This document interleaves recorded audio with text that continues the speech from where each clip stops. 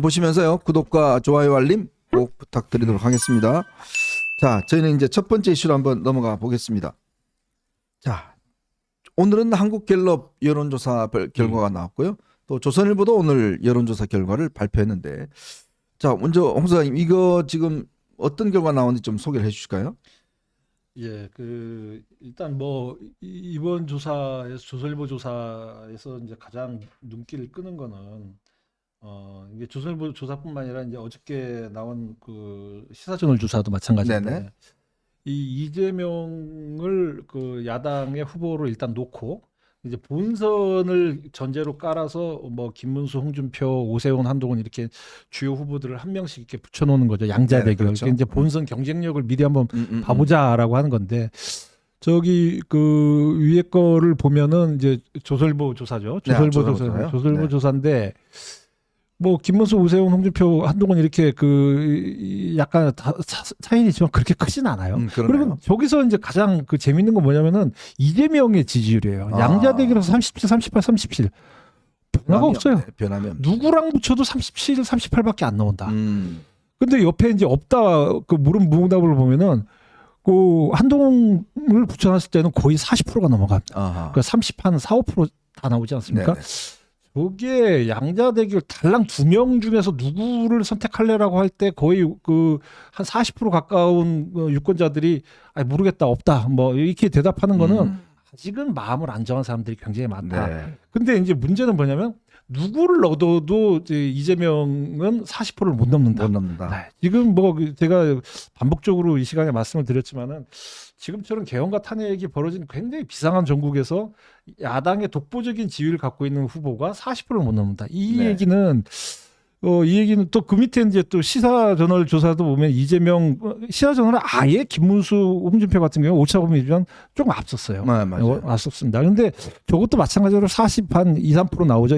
저 조사는 ARS기 때문에 네. ARS기 때문에 무응답보다는 이제 응답률이 약간 높은 거는 있어요. 근데 이제 저거를 눈여겨 보면 어떤 의미를 찾을 수 있냐면 지금의 이제 윤석열 대통령이 구속이 되면서 헌재 그 심판이 속도를 붙여가면서 네. 이제 그러면은 이 많은 분들이 이재명 쪽으로 눈을 돌리고 있다. 근데 이재명한테 이 정권을 줄 수 있냐 없냐라고 그 판단했었을 때 기본적으로 한 60% 가까이는 60%에서 60% 가까이는 줄 수 없다라고 하는 네. 그 판단이 지금 굉장히 퍼져 있다. 소위 말해서 이재명 포비아가 퍼져 있다라고 이제 말씀을 드릴 수 있고, 그리고 이제 조선일보 조사에서는 이번 대선에서 정권 여당의 정권 재창출이 좋냐, 교체가 좋냐, 야당으로 교체가 좋냐 할 때 1% 차이지만 재창출이 더 높았단 말이에요. 재창출이 45, 교체가 44. 였단 말이에요. 네. 근데 얼마 전까지는 그 한 20% 차이가 났다가 네. 한 10% 밑으로 또 줄었다가 음. 이제 아예 이제 한 1, 2% 앞서는 조사도 있고 어떤 조사에서는 뭐 한 5, 6% 앞서는 조사도 있어요. 재창출이. 네. 근데 그 많은 분들이 이제 계엄 이후에 탄핵 정국에 들어서면서 많은 분들이 그런 생각을 했잖아요. 야, 이게 탄핵당한 대통령을 만약에 탄핵이 결정이 된다면 네. 탄핵당한 대통령을 배출한 정당에서 다시, 대선을 승리할 되겠다. 수 있을까? 어허. 야, 이건 저번에 이제 우리가 한번 경험을 했잖아요. 맞아요. 한번 경험을 했고, 야, 그게 참 쉽지 않을 텐데라는 생각을 했는데, 웬걸 이게 지금 재창출이 더 높게 나오고 있다라고 하는 거는 그만큼 이재명 민주당의 수권 능력에 대해서 많은 분들이 의구심을 갖고 네. 그럴 수 없다라고 하는 그 평가를 내리고 있다라는 거죠. 예.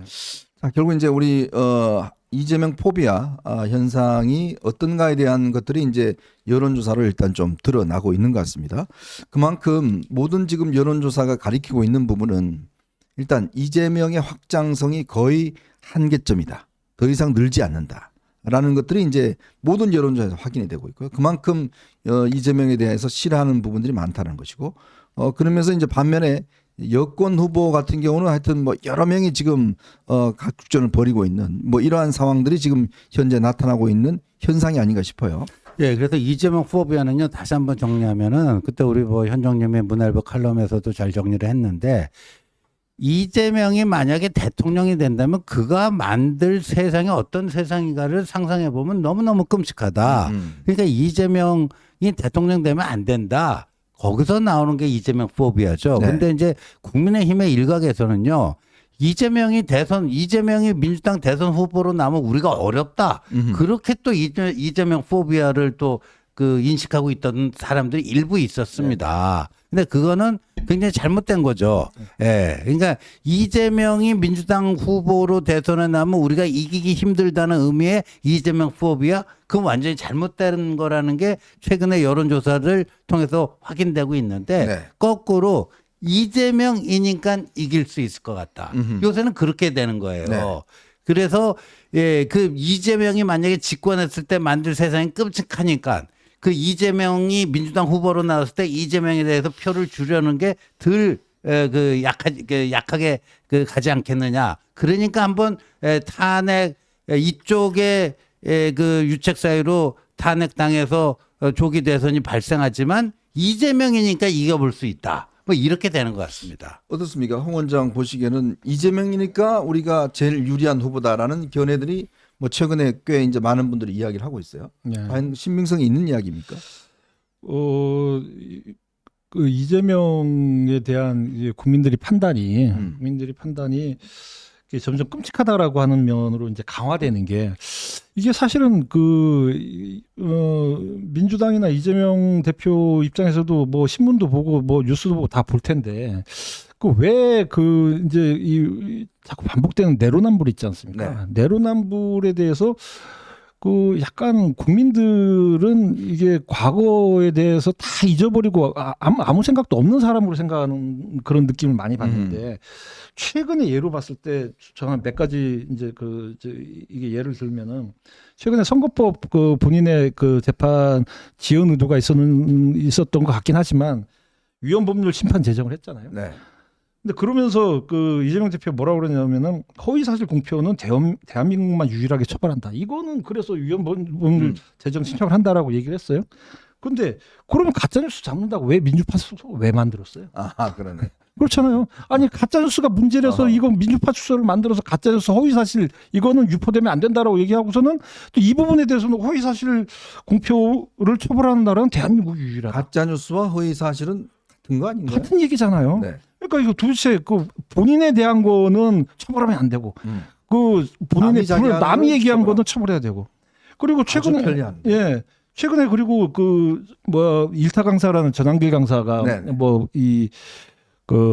부정선거 관련해서 선관위에 대한 관리에 대한 그거를 이제 얘기를 해서 많은 화제가 됐지 않습니까? 네네. 뭐 300만 뷰가 됐다 그러는데 저는 뭐 개인적으로 부정선거는 뭐 전혀 공감하지 않는 입장이긴 하지만 선관위의 관리는 철저히 돼야 된다라고 하면 또 중요한 부분이에요. 그렇죠. 사실 지난번에도 문제가 좀 됐죠. 많이 됐죠. 소쿠리 투표부터 시작해서 뭐 많이 얘기가 됐죠. 그랬더니 민주당에서 뭐라 그랬냐 구글에 신고를 했대요. 그리고 또 이것도 문제 삼을 수 있다라는 식으로 또 이제 내부에서 얘기가 계속 나오고 있단 말이죠.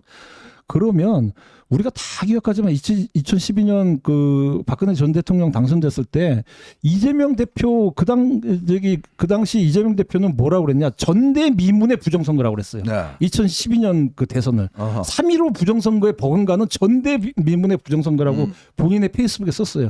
그때 민주당 뭐라고 그랬어요? 어디다 신고했나요? 이재명 대표는? 그리고 김어준은 더플랜이라고 영화까지 만들어서 부정선거에 대해서 엄청난 의혹을 제기를 했습니다. 네. 그때 민주당에서 아무런 얘기를 했나요? 근데 전한길 강사가 그랬죠.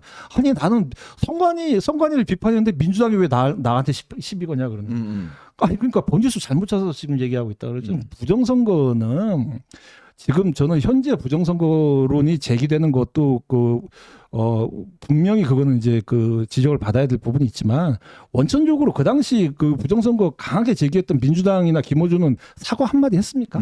그러다가 지금에 와서는 부정선거 아니라고 지금 그냥 뻔뻔하게 지나가고 있는데 그때 농담했겠죠. 뭐. 그렇죠. 그때 또 농담이 그리고 최근에 또 이제 화제가 된 게 여론조사 관리법이잖아요. 네, 여론조사에 대해서 이제 민주당이 좀 불리하게 나오니까 그거를 열심히 등록을 강화한다. 조사회사들 그리고 정기 점검을 해야 된다. 이런 해서 여론조사 관리법을 이제 발의를 했다. 그랬더니 이제 또 여당에서는 그 여러 가지 또 그게 뭐 겁박을 하냐, 뭐 여론조사를 왜 겁박하냐 이렇게 얘기가 나오는데 제가 그 부분에 대해서 제가 말씀을 드릴 수 있는 게 지난번 21대 국회에서 이거와 유사한 법안이 국민의힘에서 엄청나게 발의가 됐어요. 한 20개 가까이 제가 정확한 기억이 잘 없는데 한 10몇 개, 20개 가까이가 발의를 했어요. 근데 그 당시 다수당인 민주당 다 무시했어요. 그래서 통과된 게 없어요, 사실은. 그리고 대표적인 법안이 뭐냐면 그 조혜진 전 의원이 여론조사 관리 감독법, 뭐 지금 민주당이 얘기한 거랑 이름도 비슷해요. 근데 굉장히 합리적인 그 법안이다라고 저는 생각을 했는데 지금 중앙선관위 여론조사 심의위원회는 선거와 관련된 여론조사만 심의를 한단 말이죠. 그렇죠. 근데 어떤 일이 있었냐면은 그 윤 대통령이 취임하자마자 뭐 한 6개월도 안 돼 갖고 이 우리가 그 성향이 의심스러운 여론조사 기관에서 탄핵에 대해서 여론조사를 하기 시작했단 말이에요. 그래서 국민 과반수가 탄핵. 아니 취임한 지 얼마 되지도 않은 대통령 붙잡고 그걸 여론조사를 하면서 가만히 보니까 정당 지지율을 안 물어보면 선거 관련 여론조사가 아니라서 선관위에 신고를 안 해도 돼요. 그러니까 그런 여론조사들을 막 하는 거가 문제가 되니까 그러면은 여론조사 그 감독위원회를 총리실 산하에 만들어서 어떤 정치 관련 여론조사 다 한번 그 해보자. 그때 우리 그런 이야기 했었죠. 우리 원장하고. 예. 근데 그때 제동을 건 게 누구냐면은 송두환 변호사가 그 인권위원장을 했던 국가인권위원회에서 그거 표현의 자유 그 제약한다고 그 법안을 그 강력하게 제지를 했어요. 아 지금 그 뭡니까 국회 측 그 대리인하는 분 아닙니까? 맞아요. 윤석열 대통령 국회 측 그 네. 대리인이죠. 이게 탄핵에 대한 네네. 대리인이죠. 그리고 송두환 변호사가 누구냐? 2019년도에 그 이재명 대표의 그 형님 강제 입원 관련해서 네. 이제 그 뭐 이게 그것도 허위사실 선거법 그거 할 때 이재명 대표의 변호사였단 말이죠. 완벽한 민주당 그리고 문재인 대통령이 국가인권위원장에 선임한 분이에요. 완벽한 민주당과 관련 있는 분인데 그분이 여론조사 관리법 하지 말자고 그랬어요. 근데 이제 와서 또 이제 민주당이 여론조사 관리법 하자고 그래요. 이런 내로남불이 어디 있어요? 이런 내로남불이. 참, 뭐 우리가 이미 알았지만 뭐 내로남불의 끝이 없는 것 같습니다. 그렇죠. 자, 이제 여론조사를 이제 우리가 쭉 보면서 뭐 여러 가지 이제 우리가 이야기했던 이재명 포비아에 대해서는 다 뭐 이제 알고 있는 사실이고 그렇다면 여기에 대응하는 여권의 주자들에 대한 이제 일대일 대응에서 최근에 아마 가장 좀 의아하고 좀 놀라웠던 부분이 이제 김문수 장관에 대한 이제 이 부상 아니겠습니까? 그렇죠. 뭐 지원님이나 저나 뭐 김문수 장관 잘 아는 이 처지입니다만은 저도 좀 당황스럽고 제가 당황스러워요. 아마 제일 당황스러운 건 아마 본인일 본인도 거예요. 당황스러워? 네, 본인이 아마 제일 당황스러워요. 지금 김문수 장관이 51년생인가 그렇죠? 네. 꽤 이제 연세도 되고 또 본인도 뭐 사실 뭐 특별히 뭐 한 게 없는데 이렇게 지금 1위로 나가니까 본인도 지금 뭐 당황스러운 것 같고 근데 왜 이 현상이 나온다고 생각하십니까? 그러니까 이 김문수 장관의 지지율은요. 저도 이렇게 그 들었다 보면서 좀 그 머릿속을 정리해 보니까요. 몇 네. 가지 정리가 되는 게 있더라고요. 첫 번째, 김문수 장관의 지지율은 그냥 윤 대통령의 지지율이다. 그냥 이렇게 이해하면 제일 쉬울 것 같아요. 네. 그러니까 지금 그 윤 대통령의 윤석열의 종속 변수예요. 그러니까 윤석열 대통령에 대한 평가하고 그냥 직결돼서 연동돼서 그대로 움직이는 거예요. 정비례해서. 그러니까 김문수 장관은 한 명의 정치인으로서 독립 변수로서 차기 주자로서 이렇게 되는 게 아니라 윤석열 대통령을 열혈 그 지지하는 네. 그 열혈 지지층 있잖아요. 그 사람들이 지금 김문수 장관을 여론조사에 적극적으로 응답해갖고 김문수 장관을 누르고 있는 거예요. 그러니까 복잡하게 생각할 필요 없습니다. 네. 네. 제가 생각을 해보니까 우리들 우리들 흔히 그런 얘기 많이 하잖아요. 음. 그 이제 적의 적은 우리 편이다. 네. 근데 지금 이쪽 보수 쪽 유권자들은 이재명 대표를 적으로 봐요. 네. 그래서 완전히 상대방 뭐 이게 제가 적이란 표현은 약간 좀 심한 표현이긴 하지만 적의 적은 우리 편이라고 하는 그런 그 얘기에서 본다면 이재명은 절대로 막아야 될 상대. 네. 근데 이재명의 적은 지금 윤석열 대통령이라고 생각한단 말이죠. 이재명 이- 적은 이- 윤석열. 예. 근데 지금 나와 있는 그 대권 후보들, 잠재 후보들 중에서 가장 윤석열을 잘 지켜줄 것으로 보이는 사람. 네. 그리고 윤석열 대통령에 비호하는 그 자통당 계열하고 또 가장 근접해 있는 네. 분이라고 한다면 이제 김문수 장관이기 때문에 이라고 이제 생각하기 때문에 그쪽으로 이제 자연스럽게 이제 전이되고 있잖아. 그러니까 네. 이재명 포비아가 김문수 장관으로 전이되고 있는 그러니까 윤석열 대통령을 보호해 줄 수 있는 이재명의 적인 윤석열 대통령을 보호해 줄 수 있는 그런 후보로 가고 있지 않나라는 생각이 드는데 근데 이제 좀 시간이 흐르면 과연 이재명 대표를 막아줄 수 있는 사람이 누군지 지금 뭐 나와 있는 잠재 후보들 중에서 또 이제 정확하게 판단할 수 있는 그런 기회가 또 있을 겁니다. 그래서 그 점에서 이제 아까 제가 그 다음에 하려고 했던 얘기인데 뭐냐면은 어제 이제 헌법재판소에서 윤 대통령과 김용현 전 장관이 주고받은 이야기들 네. 지금 시중에 엄청난 화제를 뿌리고 있지 않습니까? 뭐 새로운 패러디도 나오고 네. 그런데 이제 다음 한 주는 설 연휴이기 때문에 헌법재판소도 쉽니다. 네. 수정을 합니다. 그리고 그 다음 주 화요일, 목요일 윤 대통령 탄핵 심판이 열리잖아요. 2월 4일 2월 4일과 네. 2월 6일입니다. 그럼 어제 김용현이 그러니까 윤석열 대통령을 완전히 감싸주는 그런 이제 증언을 했는데 네. 2월 4일에는 누가 나오느냐? 여인영 방첩사령관과 홍장원 국정원 1차장이 어허. 나옵니다. 그 다음에 6일에는 누가 나오느냐? 곽종근 특전사령관이 나옵니다. 네.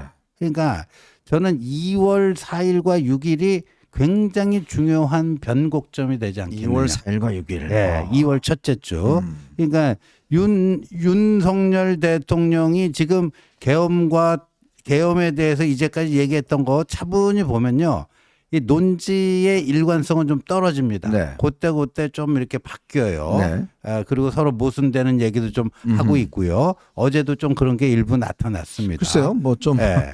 그러니까 이제 일관된 거는 이제 책임은 자기에게 그런 법적 내란죄 그 의도도 없었고 실제 그렇게 하지도 않았다. 그러니까 자기는 내란 관련해서는 무죄다 이건데, 근데 이제 그분들은 전혀 다른 얘기를 하고 있잖아요. 그럼 거기서 아마 누가 거짓말을 하고 있는지를 국민들이 생생하게 이 영상을 보면서 판단을 할 겁니다.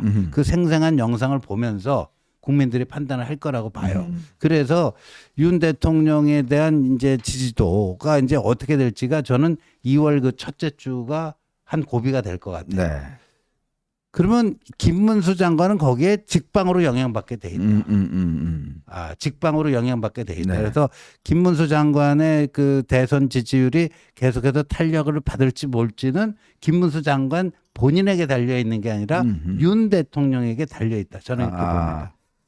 참 어제 뭐 여러분들 다 보셨습니다만은 그 참 두 분의 이 질문과 답변, 그리고 또 윤 대통령의 이제 말이 이렇게 바뀌어오는 과정들, 분명히 지난 2월 4일 날 계엄 그 다음 날은 야당을 겨냥해서 이 야당에 경고하기 위한 계엄이었다라고 이야기를 했는데, 어제는 또 야당 어떻게 경고하냐, 뭐 바뀌지도 않을 텐데 국민에게 알리려고 했다. 또 그 이렇게 경각심을 주기 위한 글쎄요. 거잖아요. 이 말이 또 이게 많이 바뀝니다. 그리고 또 보면 여러 가지 쟁점들, 논점들 중에서 특히 뭐 이 체포 문제와 관련해서 요원들이라는 이야기. 사실 근데 보니까 이 곽 사령관이 본인이 처음에 이야기할 때는 요원이라고 이야기를 하긴 했는데, 네. 말을 썼긴 썼는데, 근데 그 뒤에 쭉 이야기를 들어보면 요원이 아닌 그런 뭐 이런 그 뒷배경이 있습니다.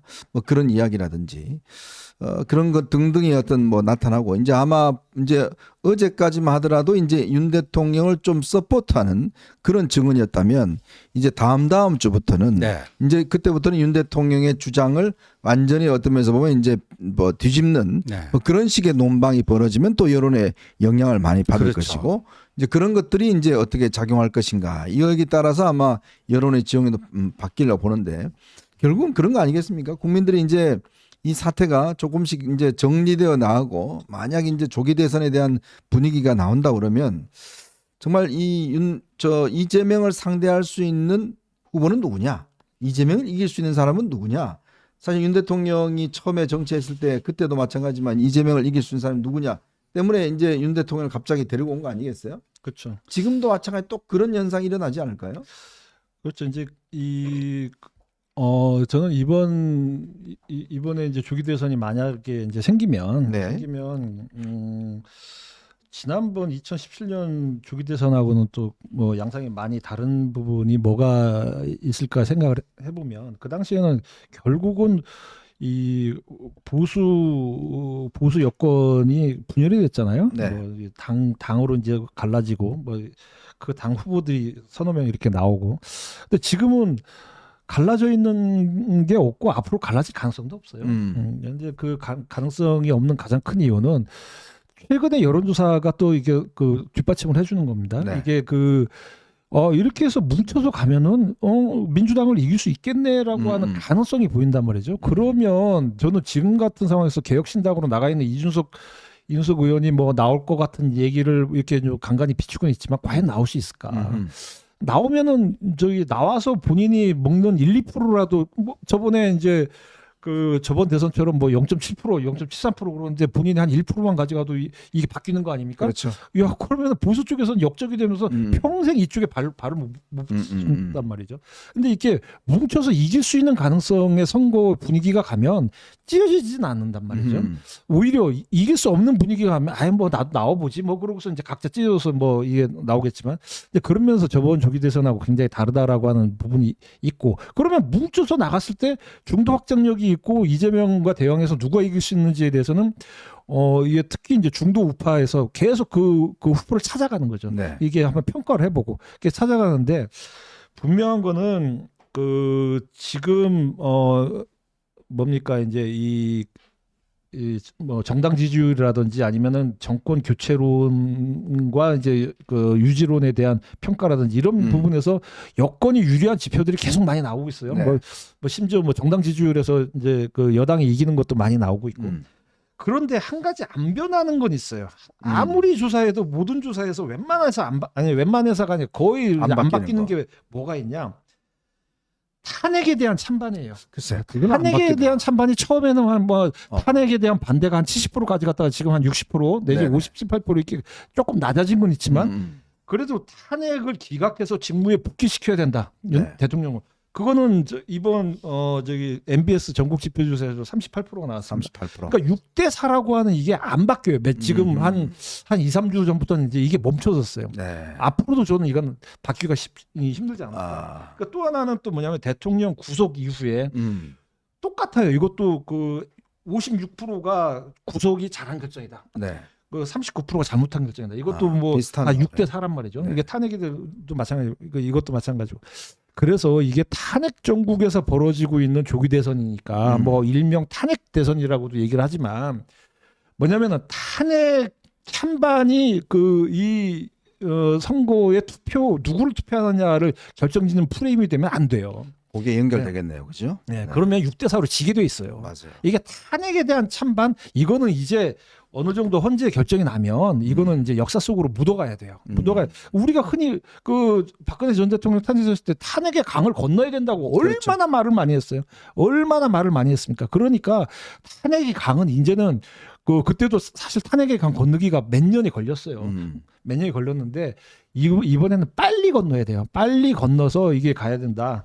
그런 면에서 본다면은 탄핵에 대한 그 탄핵 여부 찬반이 프레임이 아니라 미래를 우리나라의 미래 세대를 위해서 국가 정상화를 이제 제대로 할 수 있는 그런 어떤 그 시대의 시대 정신과 맞는 후보를 우리가 찾아가야 된다. 그런 면을 강조하고 싶습니다. 자, 바로 제일 중요한 이야기를 지금 하셨습니다. 사실 지금 착시 현상이 있는 게요. 지금 여론조사 쭉 보시면 국민의힘과 민주당 막 비교해서 국민의힘이 앞선다라고 이야기를 하고 있는데 그거 착시입니다. 그 무슨 말씀이냐면 조국 혁신당이라든지 그럼요. 범야권에 대한 표를 다 봐야 돼요.